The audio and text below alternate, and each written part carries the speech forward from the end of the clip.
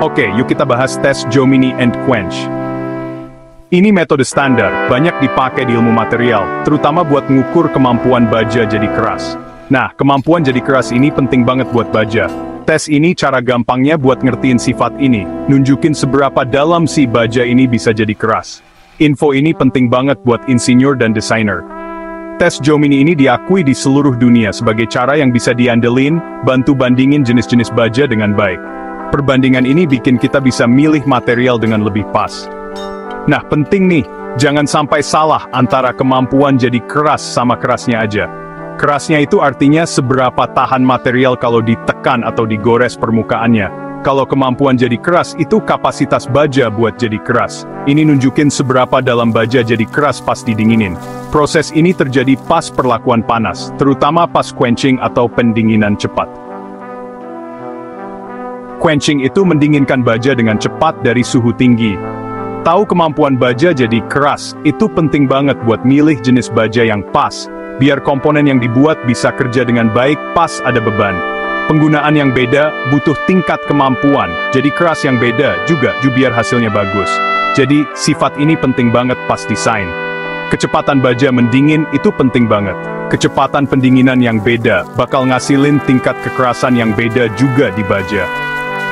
Biasanya, makin cepat dinginnya, makin keras bajanya. Kalau lebih lambat, bajanya jadi lebih lunak. Tes Jomini ini dirancang buat bikin banyak variasi kecepatan pendinginan di sepanjang satu batang uji. Jadi insinyur bisa lihat perubahan kerasnya di kondisi pendinginan yang beda-beda itu.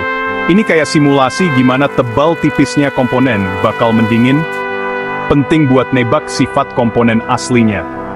Tes ini dengan bagus nunjukin hubungan yang rumit ini.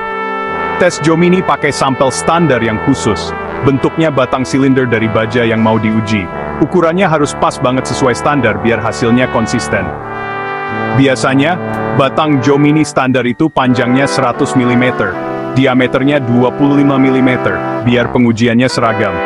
Salah satu ujung batang silinder ini ada kayak pinggiran kecil, buat nahan batangnya pas proses pendinginan cepat. Material yang diuji ya jelas baja yang dipakai buat bikin batang itu. Cara standar ini, bikin hasil dari lab yang beda-beda, bisa dibandingin, jadi tesnya bisa diulang dan diandelin. Ngelakuin tes Jomini dimulai dengan nyiapin sampel baja dengan hati-hati.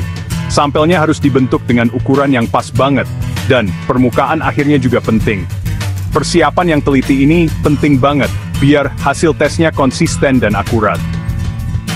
Kalau ukuran atau permukaannya beda jauh, bisa ngaruh ke proses pendinginan dan hasil ukur kerasnya.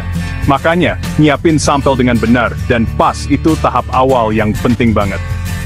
Standar kayak ASTM A255 ngasih panduan lengkap buat ini. Biar tes yang dilakuin orang beda-beda, hasilnya bisa dibandingin. Teliti di sini biar datanya nanti nggak salah. Setelah disiapin, sampel Jomini dipanasin, prosesnya namanya austenisasi. Pas proses ini, batang bajanya dipanasin sampai suhu tinggi tertentu di daerah fase austenit buat baja itu. Sampelnya ditahan di suhu tinggi ini selama waktu tertentu, biasanya sih 30 menit buat kebanyakan baja, biar seluruh strukturnya jadi austenit yang seragam. Suhu austenisasi yang pas beda-beda tergantung kandungan bajanya. Suhu dan waktu yang pas penting buat hasil yang bener, nyiapin baja buat pendinginan cepat selanjutnya. Setelah dipanasin, sampel yang panas langsung didinginin cepat. Sampelnya cepet-cepet dipindahin dari tungku ke alat pendingin khusus. Di situ semprotan air yang diatur pas kena salah satu ujung batang Jomini yang silinder. Lebih tepatnya, di ujung bawah batang yang dipegang tegak. Airnya harus ngalir dengan kecepatan tertentu yang tetap biar konsisten. Suhu air pendinginnya juga diatur dan standar. Sisa batangnya mendingin karena udara sekitar. Jadi pola pendinginannya unik. Cepatnya mindahin sampel itu penting, biar nggak keburu dingin sama udara sebelum pendinginan cepat. Semprotan air itu bikin ujung bawah batangnya dingin cepet banget. Jadi kecepatan pendinginannya paling tinggi. Panas dari bagian batang yang lebih panas, nyebar ke sepanjang batang lewat konduksi. Jadi bagian yang lebih jauh dari ujung yang didinginin cepat, mendinginnya lebih lambat.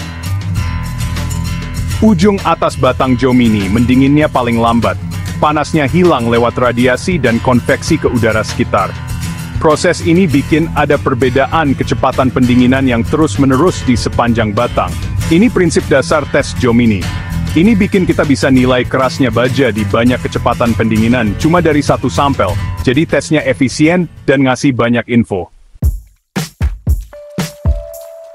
Kalau batang Jomini udah dingin semua, masih perlu disiapin lagi. Dua permukaan rata digerinda hati-hati di sisi berlawanan batang silinder itu. Pastiin bener-bener sejajar biar pengukurannya akurat.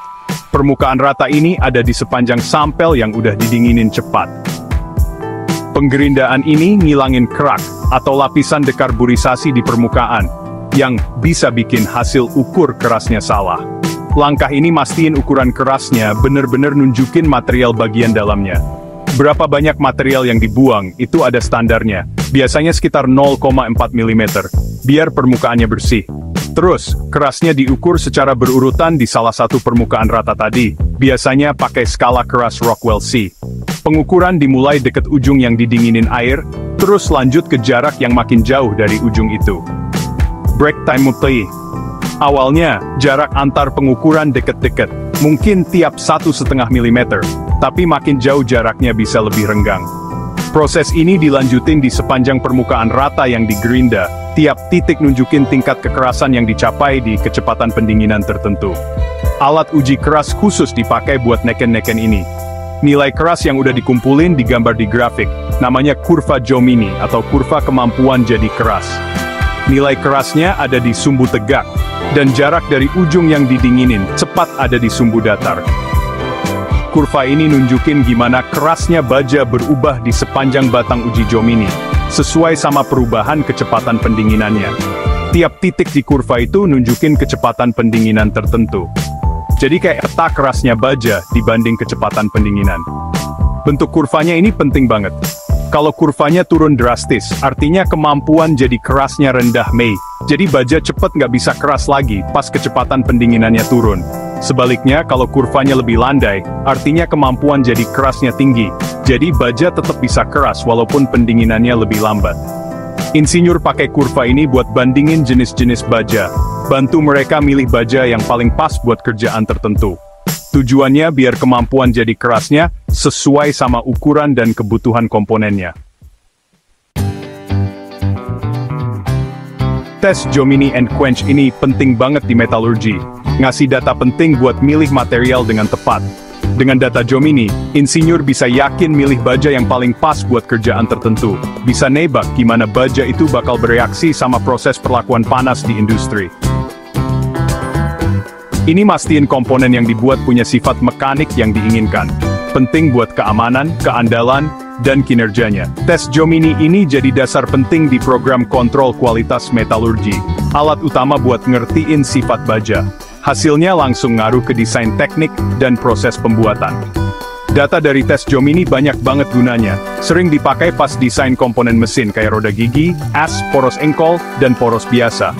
Alat-alat kayak alat potong dan cetakan juga dapat manfaat dari info ini. Sering butuh profil kekerasan tertentu biar kerjanya bagus. Break time tune. Contohnya, bagian tengah roda gigi mungkin harus kuat dan ulet, tapi permukaannya harus keras biar tahan aus. Data Jomini bantu dapetin keseimbangan ini. Nuntun milih baja dan parameter perlakuan panas, mastiin komponennya tahan sama tekanan pas dipakai. Tahu sebaran kerasnya di material itu banyak untungnya. Bantu nebak kinerja komponen pas kena tekanan atau aus. Dengan data Jomini, insinyur bisa hindarin bikin komponen yang terlalu getas atau terlalu lunak buat penggunaannya. Jadi produknya lebih awet dan bisa diandelin. Ini sering bikin pilihan material jadi lebih hemat. Nggak perlu pakai baja mahal, kalau baja yang campurannya lebih sedikit, udah cukup kemampuan jadi kerasnya. Jadi biayanya optimal tanpa ngorbanin kinerja atau keamanan. Singkatnya, tes Jomini and Quench ini, walaupun kelihatannya sederhana, tapi alat yang ampuh dan ngasih banyak info. Tes ini nunjukin ciri-ciri kemampuan jadi keras dari baja yang beda-beda, disajiin dalam bentuk grafik yang gampang dimengerti. Tes ini penting di banyak bidang industri, kayak otomotif, dirgantara, dan manufaktur, bantu buat kontrol kualitas dan pengembangan material baru. Intinya, tes Jomini mastiin komponen baja bisa diandelin buat kerjaan berat, dan tetap jadi alat penting buat ahli metalurgi dan insinyur material di seluruh dunia. Perannya buat desain yang aman dan efisien nggak bisa dibantah lagi.